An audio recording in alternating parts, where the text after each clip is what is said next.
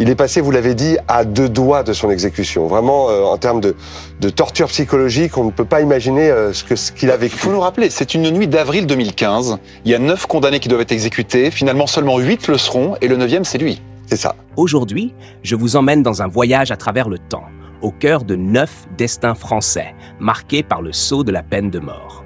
Préparez-vous, car derrière chaque nom se cache une tragédie humaine, un drame social et une part de l'histoire de France qu'on préfère souvent taire. Notre premier arrêt nous ramène en pleine Seconde Guerre mondiale, dans une France occupée par les Allemands, gouvernée par le régime de Vichy. Marie-Louise Giraud n'était ni une star de cinéma, ni une femme politique, ni une chanteuse adulée. Elle était une simple femme du peuple, une ménagère issue de la pauvreté normande, vivant de petits travaux domestiques. Mais son nom restera gravé dans l'histoire pour une raison tragique. Elle fut l'une des toutes dernières femmes guillotinées en France. On la surnommait la faiseuse d'anges. Dans la clandestinité, elle pratiquait des avortements illégaux pour aider des femmes désespérées, souvent des mères célibataires, ou des femmes enceintes après un viol. Mais sous le régime de Vichy, qui glorifiait la natalité et l'ordre moral, ces actes étaient considérés comme des crimes impardonnables. Arrêtée, jugée rapidement, elle fut condamnée à mort. Ce n'était pas seulement une décision de justice, c'était une décision politique. Montrer l'exemple, terroriser les autres. Le 30 juillet 1943, Marie-Louise Giraud fut guillotinée dans la cour de la prison de la Roquette. Elle avait 40 ans. Sa mort symbolise moins un crime que la cruauté d'un système, qui fit d'une femme du peuple un exemple expiatoire. Aujourd'hui encore, son histoire soulève un débat passionné sur l'injustice et la brutalité de la peine capitale. Un autre nom, un autre visage a marqué profondément les années 1970 en France. Christian Ranucci, un jeune homme au visage presque enfantin, accusé d'un crime atroce. Nous sommes en 1964, dans la banlieue de Marseille. Une petite fille de 8 ans disparaît. Son corps est retrouvé dans un bois, la France entière est bouleversée. Très vite, un suspect est arrêté, Christian Ranucci. Il nie, puis avoue, puis se rétracte. L'enquête est confuse, les preuves fragiles. Mais l'opinion publique réclame un coupable. Son procès est rapide, la sentence tombe, la peine de mort. Le 28 juillet 1966, Ranucci est guillotiné à la prison des Baumettes. Il avait seulement 22 ans. Après sa mort, le doute subsistera toujours. Son histoire inspirera le livre « Le pullover rouge » qui deviendra un symbole du combat contre la peine capitale en France. À travers Ranucci, ce n'est pas seulement un criminel qu'on exécute, mais aussi un jeune homme qui aurait pu peut-être être innocent. Et comme si l'histoire se répétait, un an plus tard, un autre drame secoue le pays. Jérôme Carin, un homme instable, violent, marqué par l'alcool et la misère. En 1975, dans le Pas-de-Calais, il attire une fillette dans les marais, la maltraite, l'assassine. L'affaire est atroce, insoutenable. Jugé une première fois, il est condamné à mort. Mais la Cour de cassation annule le procès. Un second procès a lieu. La peine de mort est à nouveau prononcée. Le 23 juin 1967, Jérôme Carin est guillotiné à Douai. Il sera l'un des tout derniers condamnés exécutés en France. 4 ans avant l'abolition définitive de la peine capitale en 1991. Ce cas soulève une autre question. La peine de mort, souvent, frappe les plus pauvres, les plus fragiles, ceux qui n'ont ni l'argent ni les relations pour se défendre correctement. Mais l'histoire française de la peine de mort ne concerne pas seulement les criminels de droit commun. Elle a aussi touché les plus hauts sommets du pouvoir. Pierre Laval, par exemple. Premier ministre du maréchal Pétain sous Vichy, il fut l'une des figures les plus détestées de l'après-guerre.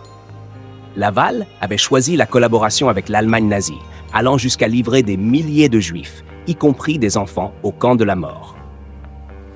À la Libération, son procès fut l'un des plus médiatisés du siècle. Face au juge, il tenta de se défendre, de justifier ses actes, comme étant nécessaires pour préserver la France. Mais la sentence était écrite d'avance. Le 15 octobre 1945, Pierre Laval fut fusillé à la prison de Fresnes. Son exécution fut chaotique. Il tenta de se suicider quelques heures avant le peloton, avalant du poison. Mais les médecins le réanimèrent de force pour qu'il puisse être fusillé.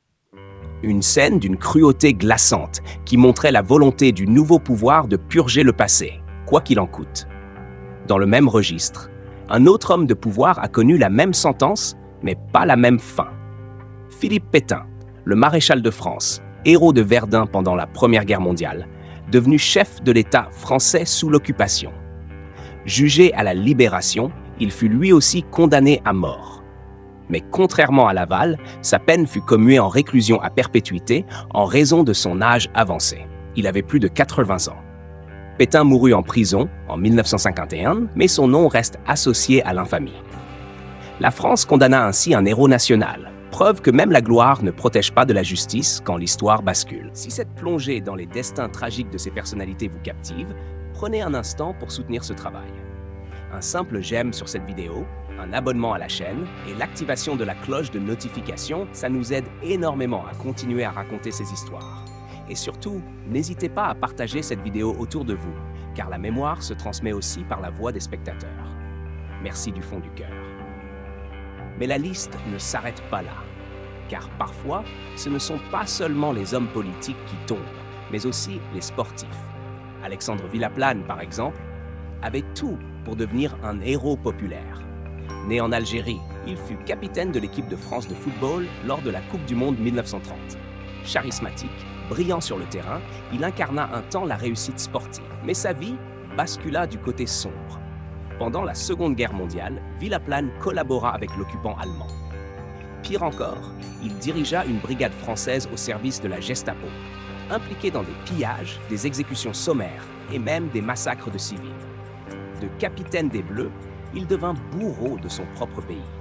Arrêté à la Libération, jugé pour trahison, il fut condamné à mort et fusillé le 26 décembre 1944. Le contraste entre le capitaine admiré et le traître exécuté reste l'un des plus saisissants de notre histoire contemporaine. Et puis, il y a le cas singulier de Violette Nozière, une adolescente dans le Paris des années 1930. En 1933, elle empoisonna ses parents. Son père mourut, sa mère survécut. Le procès fit grand bruit. Comment une jeune fille si charmante, si bien éduquée, pouvait-elle commettre un tel crime? Condamnée à mort, elle vit sa peine commuée en réclusion à perpétuité. Plus tard, elle bénéficia d'une grâce et fut même réhabilitée. Son histoire inspire encore aujourd'hui écrivains et cinéastes, tant elle incarne les contradictions d'une société fascinée par la jeunesse, mais impitoyable dans son jugement. Mais la Révolution française, elle, fut l'époque où la guillotine se transforma en véritable machine politique. Charlotte Corday, par exemple, jeune femme de province, monta à Paris en 1793 avec une idée fixe, éliminer Jean-Paul Marat, le tribun radical qu'elle considérait comme responsable de la terreur. Le 13 juillet, elle le poignarda dans sa baignoire. Arrêtée immédiatement, elle fut jugée et guillotinée 4 jours plus tard, à seulement 24 ans.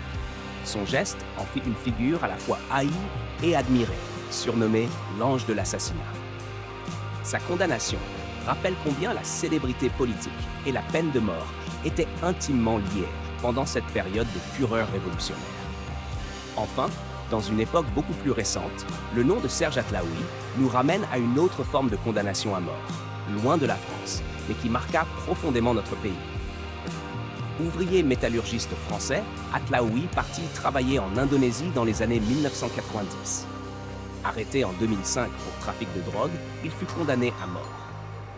Pendant près de 20 ans, il vécut dans le couloir de la mort indonésien, devenant un symbole du combat diplomatique de la France contre l'exécution de ses ressortissants. Son cas émut l'opinion, mobilisa les associations et fit de lui l'un des visages contemporains les plus connus de la condamnation à mort. Sa peine n'a pas encore été exécutée, mais son nom reste associé à l'angoisse permanente de l'attente de la fin. Si vous êtes toujours là, je vous remercie sincèrement. Prenez un instant pour vous abonner à cette chaîne, activer la cloche et partager cette vidéo autour de vous. Ce soutien est essentiel pour que nous puissions continuer à raconter ces histoires méconnues mais fondamentales. Et laissez-moi un commentaire. Laquelle de ces histoires vous a le plus marqué? Au fil de ces récits, une évidence se dessine.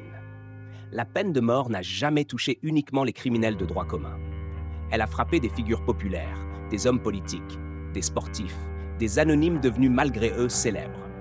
Elle a servi à punir, à terroriser, à expier. Marie-Louise Giraud, la simple femme condamnée pour avoir aidé des mères en détresse. Christian Ranucci, le jeune homme dont la culpabilité reste encore aujourd'hui discutée. Jérôme Carin, victime de sa misère autant criminelle. Pierre Laval et Philippe Pétain, les hommes de pouvoir déchus. Alexandre Villaplane, le capitaine des Bleus devenu traître. Violette Nozière, l'adolescente meurtrière et fascinante. Charlotte Corday, l'ange assassin de la Révolution. Et enfin, Serge Atlaoui, symbole d'un combat contemporain contre la mort. Ces 9 destins, différents mais semblables dans leur issue, nous rappellent que la peine capitale n'est pas seulement une sentence, c'est une cicatrice dans notre histoire. Une cicatrice qui continue de saigner, encore aujourd'hui, dans les débats politiques et moraux. Abolie en France en 1981, elle reste en vigueur dans bien d'autres pays. Chaque nom que nous avons évoqué est comme un miroir tendu à notre conscience collective. Alors, souvenons-nous, non pas pour glorifier la violence, mais pour comprendre. Comprendre qu'aucune société ne sort indemne d'avoir tranché la vie de ses propres enfants, qu'ils soient criminels, héros déchus ou simples victimes d'un système. Avant de conclure, si vous avez aimé ce récit immersif, je vous invite à cliquer sur j'aime, à vous abonner et à partager cette vidéo autour de vous. Votre soutien est précieux et c'est grâce à vous que ces histoires continuent de vivre. Merci infiniment.